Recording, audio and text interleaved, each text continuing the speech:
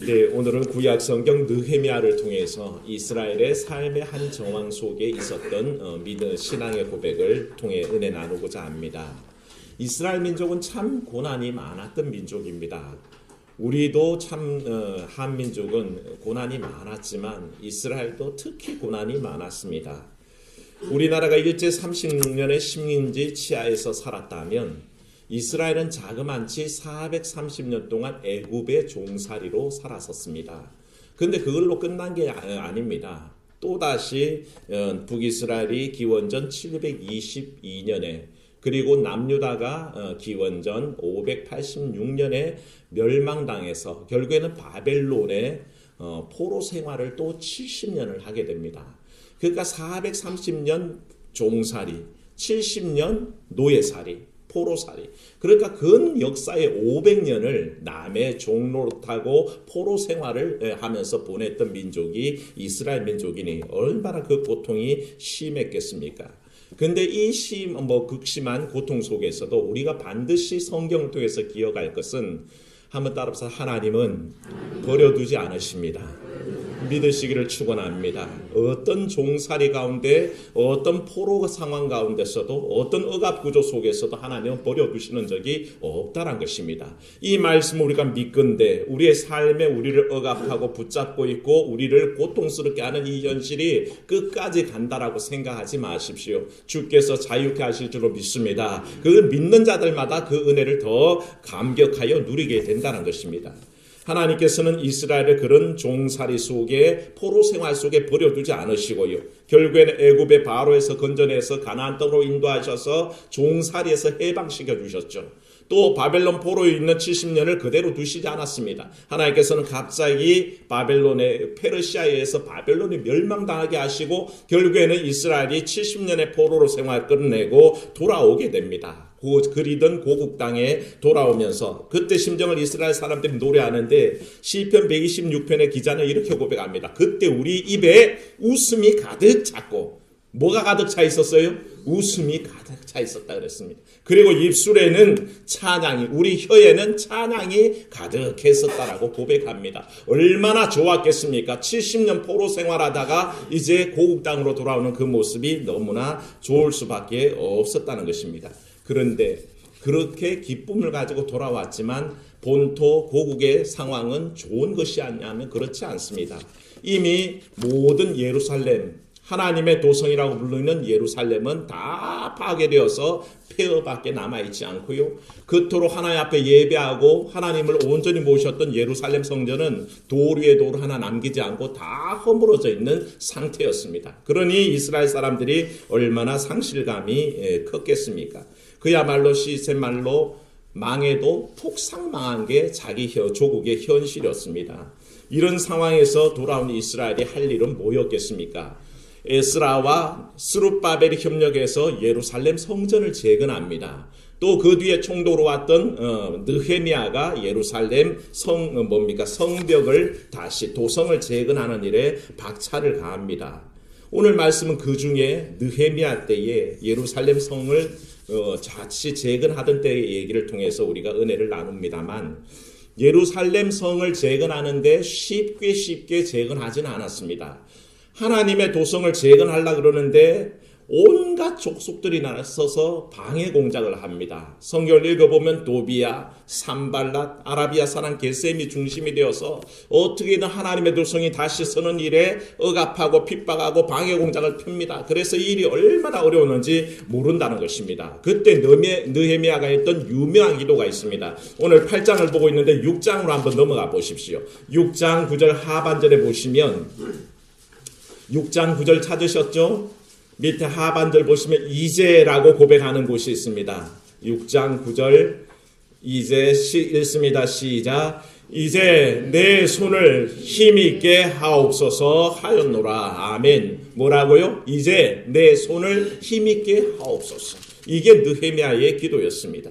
주변에는 온갖 회방꾼들이 방해하고 있어서 더 이상 세워질 힘이 없는 것 같은데 예루살렘 성을 재건하는 일이 중단될 것 같은데 그때 느헤미야는 어떻게 기도했다고요?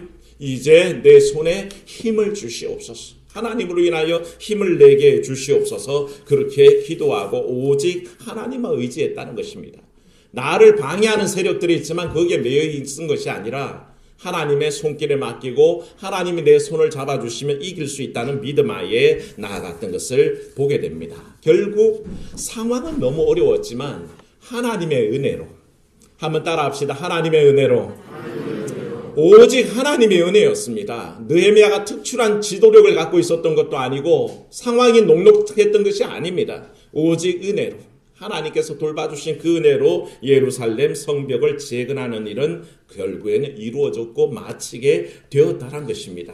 자, 그럼 다 된 거 아닙니까?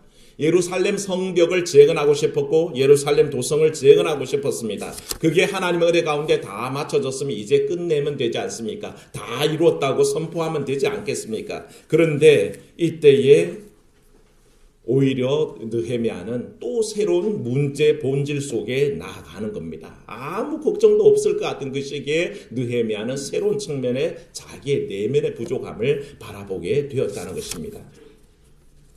사랑하는 성도 여러분, 우리의 삶의 외적인 조건이 다 갖춰졌다고 안심하지 마십시오.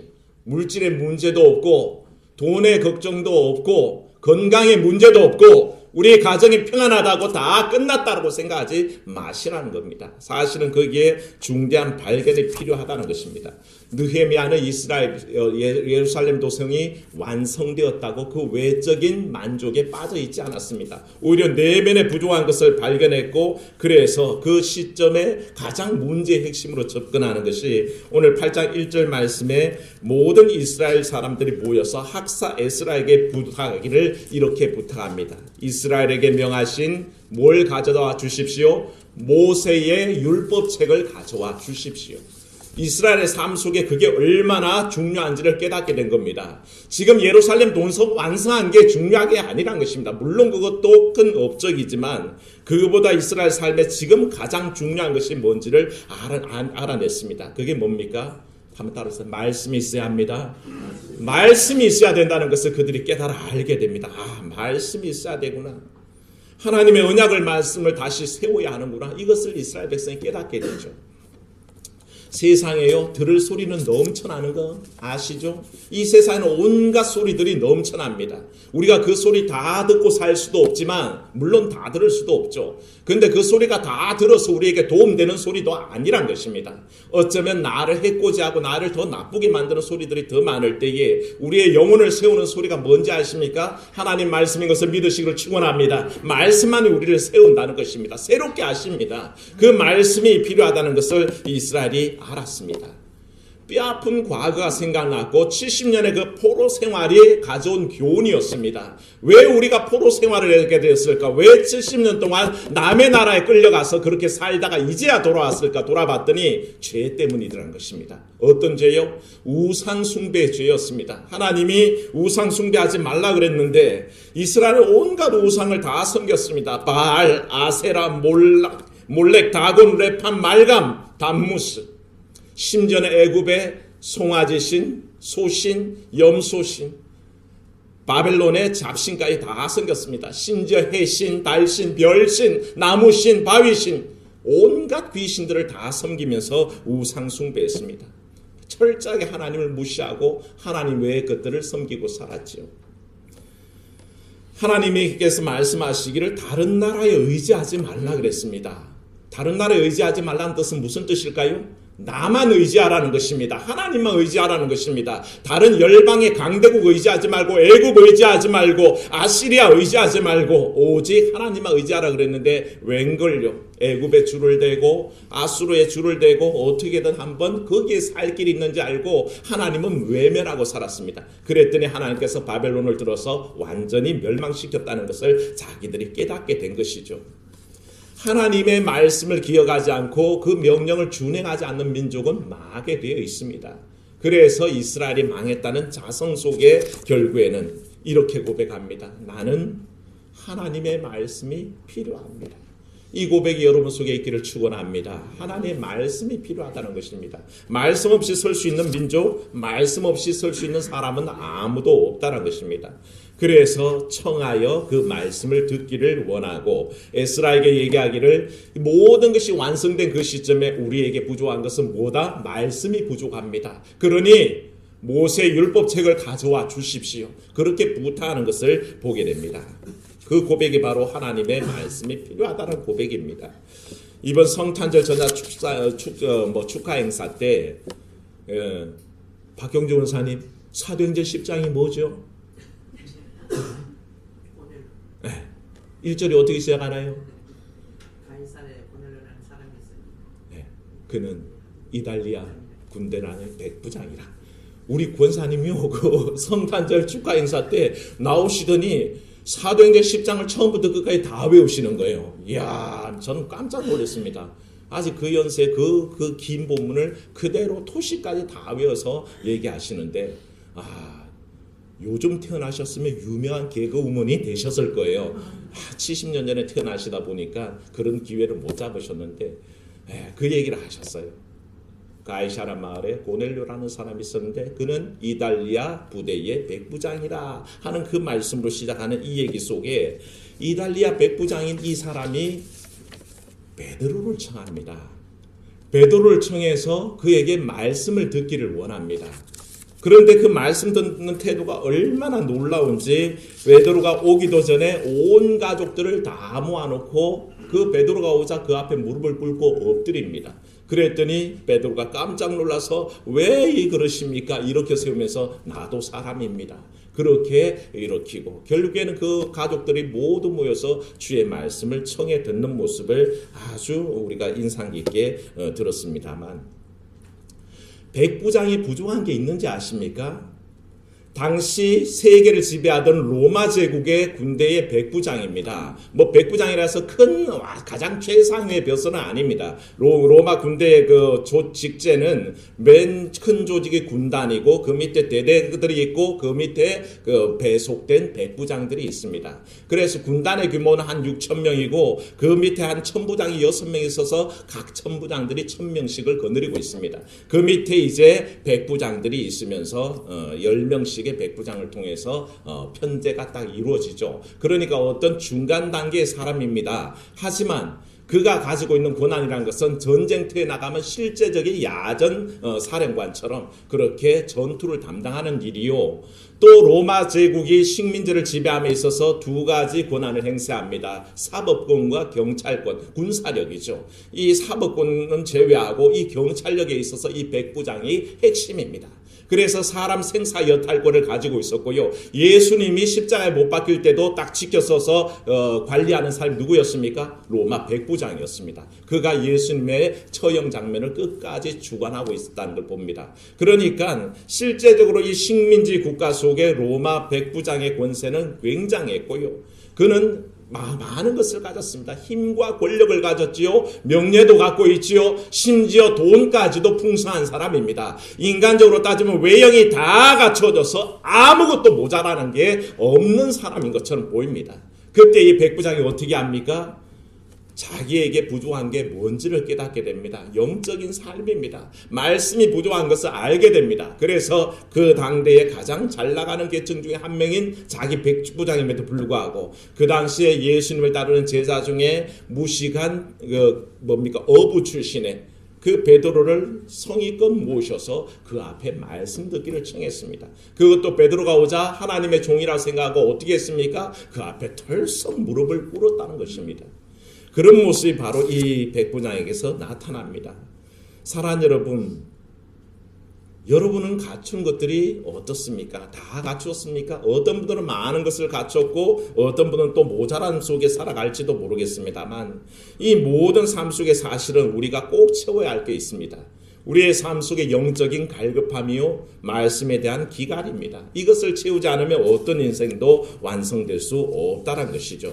결국 이 고넬료의 그 겸손한 태도가 베드로의 사고를 바꿔버립니다. 베드로가 이 고넬료를 만난 다음에는 이방 선교에 대한 새로운 비전을 품습니다. 그래서 이방 선교로 나서게 되는데 이스라엘 백성들이 예루살렘 성을 다 재건하고 외형을 다 갖추었다는 그 시점에서 이스라엘 백성은 그 도성만 완성됐다고 우리가 하나님의 백성인 것은 아닙니다라고 고백합니다. 외형만 갖췄다고 하나님의 백성은 아니란 것입니다. 진실로 주의 말씀이 그 속에 있고 그것을 깨닫고 온전히 그 말씀이 충만할 때에 하나님의 백성 된다는 것을 알았습니다. 그래서 에스라에게 모세의 율법책을 가져와 주십시오. 그래서 들고 왔습니다. 5절 말씀 보십시오. 5절 말씀에 보면 에스라가 모든 백성 위에 서서 그들의 목전에서 책을 펴니 하나님의 율법책을 펴들었더니 모든 백성이 자발적으로 어떻게 했습니까? 모든 백성이 일어섭니다. 이게 뭡니까? 말씀을 읽을 때 말씀에 대한 존경이 저절로 일어났고 경외함이 일어났다는 것입니다. 도저히 하나님 말씀을 앉아서 들을 수가 없어서 그들이 모두 일어나서 하나님 앞에 경배하는 마음으로 공경하는 마음으로 이 말씀을 들었다는 것입니다. 그리고 이 말씀이 선포될 때 6절 말씀 보시면 하나님 여호와를 에스라가 송축했더니 모든 백성이 손을 들고 뭐라 그랬습니까? 아멘, 아멘 그렇게 받아들였던 것을 봅니다. 아멘은 그렇게 될 것을 믿습니다 하는 고백입니다. 주의 말씀이 선포되었을 때에 그 말씀이 그저 온 청중들에게 떠도는 게 아니라 내 개인의 말씀으로 받아들이기 위해서 뭐라고 고백했다고요? 아멘이라고 고백했다는 것입니다. 그 말씀이 내게 이루어질지어다. 그 말씀이 그대로 이루어질지어다 라고 고백하는 것을 보게 됩니다. 사랑하는 여러분, 말씀이란 것은요 선포되어졌다고 끝나는 게 아닙니다. 여러분들이 각자의 말씀으로 받으시기를 축원합니다. 이 말씀이 개인적으로 내게 다가오지 않으면 아무 소용이 없습니다. 아무리 에스라가 율법책을 펴들고 읽지만 그게 내 삶과 상관이 없다 생각하면 아무런 변화가 일어나지 않습니다. 대신에 아멘, 아멘 화답해서 그 말씀을 자기 개인의 말씀으로 받아들이는 사람 속에는 그 말씀이 역사한다는 거죠. 그랬더니 이 말씀이 결국 이스라엘 백성 속에 역사하기 시작합니다. 그리고 온 마음으로 다 섬기는 그 마음 속에 하나님께서 큰 변화를 주셨는데 뭐냐면 이 율법을 듣는 사람들마다 어떻게 하냐면 9절 말씀 읽어보십시오. 백성이 율법의 말씀을 듣고 다 우는지라. 왜 울었겠습니까? 감격했어요. 회개의 마음이 일어났어요. 이 말씀 앞에 자기를 돌아보니 우리가 너무 잘못 살았구나 하는 자성의 마음이 들었다는 것입니다. 아, 우리가 하나님 모르고 살았으니 우리가 바벨론의 70년 포로로 잘 끌려가는 것도 당연했구나. 아, 내가 정말 말씀 모르고 살았구나. 내 말씀을 중심으로 살지 않았구나. 그 회개하고 자복하는 그 마음이 울게 했더라는 것입니다. 사랑하는 여러분, 말씀을 만나면 회개하게 됩니다. 아, 내가 말씀대로 못 살았구나. 그런 회개의 마음이 먼저 듭니다. 근데 에스라가 이 울고 있는 사람들을 보고는 오히려 말씀하시기를 뭐라 그러냐 하면 슬퍼하지 말고 오히려 기뻐하라고 얘기합니다. 제가 오늘 말씀 봉독할 때 2번을 거듭 읽으면서 강조해서 읽은 말씀인데 여호와로 인하여 기뻐하는 것이 너희의 뭐라고요? 힘이니라. 여호와로 인하여 기뻐하는 것이 너희의 힘이니라. 사람이 살아가는 능력이 있다면 그 힘이 있다면 뭐라고 하시냐 하면 여호와로 인하여 기뻐하는 것입니다. 말씀 안에서 나를 돌아보고 회개하고 눈물 흘리는 거 굉장히 중요합니다. 하지만 그게 전부는 아닙니다. 오히려 그 말씀에서 깨달은 하나님의 함께 하심이 내 속에 들어와서 내가 이 일로 말미암아 하나님으로 말미암아 기뻐하는 삶을 사는 것입니다. 교회를 올 때도 기뻐하며 찬송하며 오고요. 찬송할 때도 저저 박수가 쳐지면서 기쁨이 넘쳐나고요. 기도를 해도 하나님이 지금 내 기도를 들어주시는 것 같아서 기쁨이 넘치는 삶을 살아내야 한다는 것입니다. 그런 삶을 사시기를 축원합니다. 그런 경험이 있어야 됩니다. 말씀을 통해서 나를 돌아보고 깨우치지만 또한 하나님께서 나와 함께 하신다는 그 기쁨이 내 힘이 되는 삶을 살아내야 한다는 것이죠. 이것이 바로 느헤미야가 원했던 것입니다. 예루살렘 도성을 완성하는 것 중요했지만 이 외적인 모습이란 것은 사실 뭡니까? 돌덩어리요 흙덩어리에 불과합니다. 성전을 재건해봐야 그 외형은 뭡니까? 흙덩어리요 돌덩어리에 불과하다는 것입니다. 그러면 뭐가 진정으로 회복돼야 될까요? 성전을 다시 세우는 것은 예배하는 마음이 회복돼야 된다는 것입니다. 예루살렘 도성을 외곽을 다시 수축하는 이유는 뭡니까? 하나님의 백성으로 산다는 결의가 다시 회복된다는 것입니다. 느헤미야가 원했던 것은 바로 그겁니다. 그 삶이 회복되는 겁니다.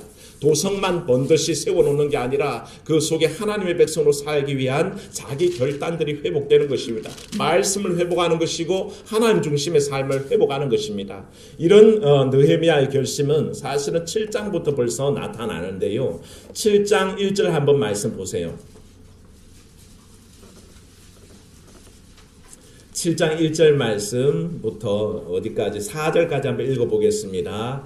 성벽이 건축됨에 문짝을 달고 문지기와 노래하는 자들과 레위 사람들을 세운 후에 내 아우 하나니와 영문에 관한 하나냐가 함께 예루살렘을 다스리게 하였는데 하나냐는 충성스러운 사람이요 하나님을 경외함이 무리 중에서 뛰어난 자라.